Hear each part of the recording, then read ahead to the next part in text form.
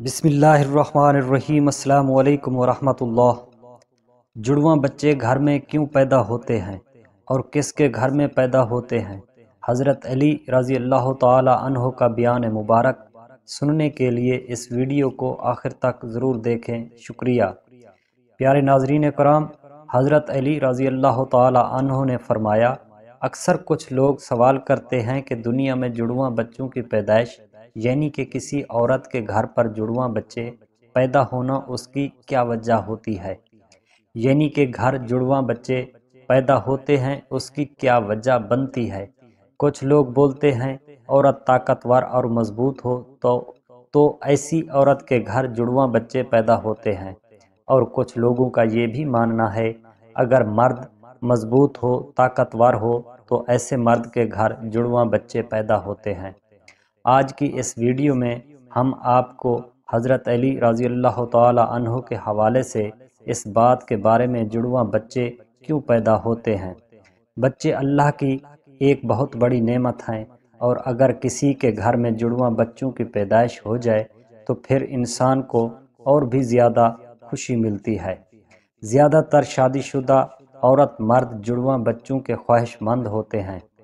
جڑواں بچوں کی پیدائش کو لے کر ہمارے معاشرے میں نہ جانے کتنی باتیں ہوتی ہیں۔ کوئی کہتا ہے عورت مضبوط ہو جڑواں بچے پیدا کرتی ہے، کوئی کہتا ہے اگر مرد جاندار اور مضبوط ہو جڑواں بچے پیدا ہوتے ہیں۔ کچھ ناظرین یہ بھی کہتے ہیں اگر بیوی کے ساتھ بار بار جماع کیا جائے تو پھر جڑواں بچے پیدا ہوتے ہیں۔ ہر انسان اپنے عقل کے مطابق بات کرتا ہے۔ ناظرین، عرب میں ایک شخص بیٹیوں سے سخت نفرت کرتا تھا، بیٹیوں کی پیدائش کو زحمت سمجھتا تھا۔ جب اس کے ماں ہاں بیٹی پیدا ہوئی تو وہ اللہ کے ہاں خاص رحمت سے نوازا، یعنی اس کے گھر میں جڑواں بیٹیاں پیدا ہوئیں۔ یہ دیکھ کر وہ شخص بہت پریشان اور دکھی ہوا۔ ادھر حضرت علی رضی اللہ تعالی عنہ کو جیسے ہی خبر ہوئی، آپ نے حکم دیا اس شخص کو بلا کر لاؤ جس کے ہاں دو بیٹیاں جڑواں پیدا ہوئیں۔ آپ نے اس شخص کو اپنے پاس بلایا اور فرمایا، اے شخص، یاد رکھو اللہ رب العزت ہر گھر میں جڑواں بچوں کی پیدائش نہیں عطا کرتا۔ اللہ ہر کسی کو بیٹیاں عطا نہیں کرتا، بلکہ اللہ رب العزت جس گھر سے خوش ہوتا ہے اس گھر میں جڑواں بچوں کی پیدائش فرماتا ہے۔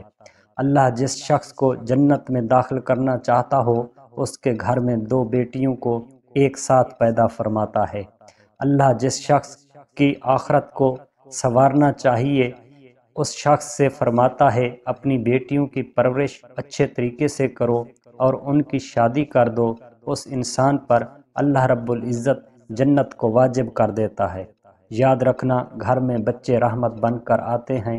یہ سن کر اس شخص نے عرض کیا، یا علی، جب عورت حاملہ ہو تو ہمیں کیسے پتہ چلے گا کہ عورت کے حمل سے لڑکا ہوگا یا لڑکی یا پھر جڑواں بچے؟ آپ نے فرمایا، تم کو ایک نشانی بتا دیتے ہیں جس سے آپ کو پتہ چل جائے گا کہ عورت کے ہاں پیدا ہونے والا بیٹا ہے یا بیٹی یا پھر دونوں ہیں۔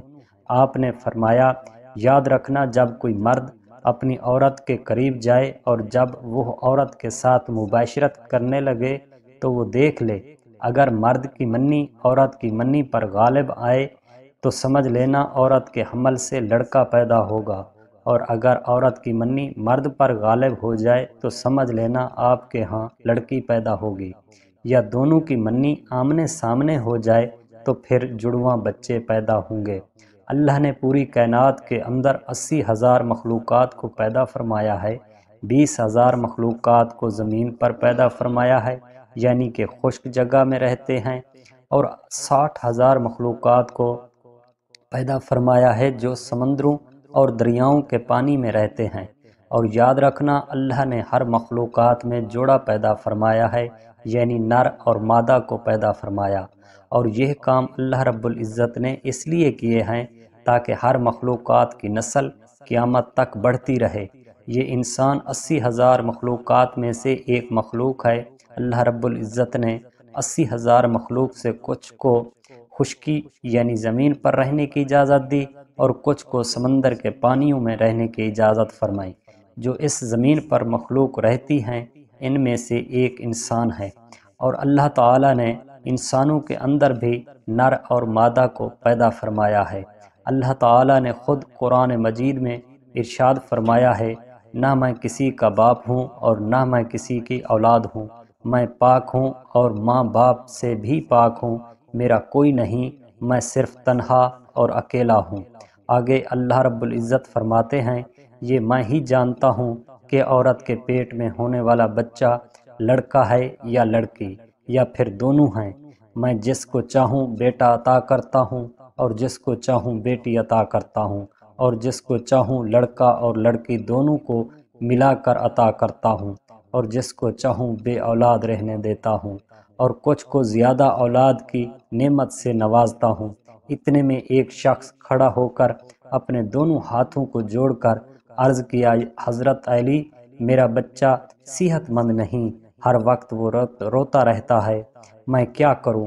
تو حضرت علی رضی اللہ تعالی عنہ نے فرمایا اس شخص سے، تم اپنی عورت سے کہو وہ اپنے بچے کو اپنے بائیں جانب سلائے اور اس کے ماتھے پر ایک دفعہ سورہ فاتحہ پڑھ کر ہر روز دم کیا کرے، کیونکہ بچہ جب اپنی ماں کے پیٹ کے اندر ہوتا ہے تب ماں کی دل کی دھڑکن کو سن کر سکون محسوس کرتا ہے، مگر جب وہ بچہ ماں کے جسم سے باہر آتا ہے تو اسے دل کی آواز ٹھک ٹھک سنائی نہیں دیتی، اس لیے وہ بے چین ہو کر اور خود کو اکیلا محسوس کرتا ہے اور وہ رو پڑتا ہے۔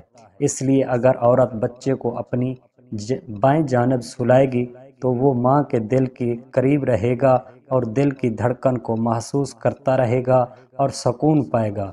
پیارے ناظرین کرام، آپ کو سائنس کا جڑواں بچوں کے بارے میں کیا کہنا ہے، یعنی کہ جڑواں بچے کیوں پیدا ہوتے ہیں؟ حال ہی میں جڑواں بچوں پر کیے گئے ایک تازہ ریسرچ میں یہ پتہ چلا ہے بچے دو قسم کے ہوتے ہیں۔ پہلے تو وہ ہوتے ہیں جو ایک جیسے دکھائی دیتے ہیں، یعنی کہ دونوں کی شکل و صورت ایک دوسرے سے ملتی ہے۔